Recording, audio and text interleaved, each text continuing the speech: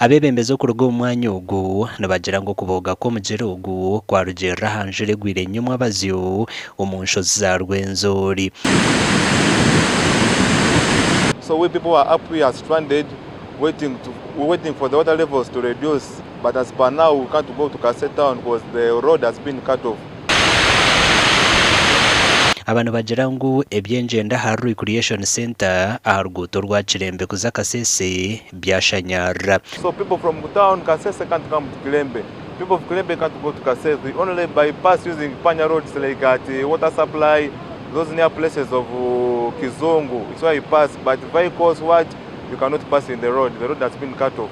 We had quickly to inform, especially the school children that live near the river. And it's good that they all survived. We told them and they had to go back.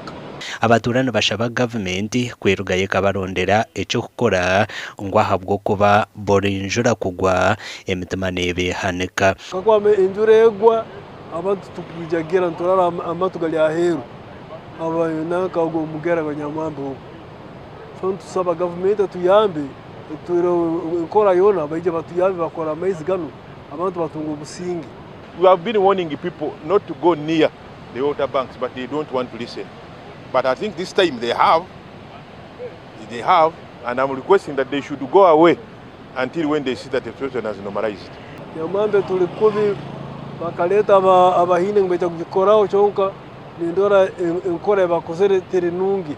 Lieutenant Joy Warusimbi or RDC wa district ya Kasese wenagira ngo nangwa batunjiro kumanyisibwa Nyamwamba. We have warning sensors up in the mountains there.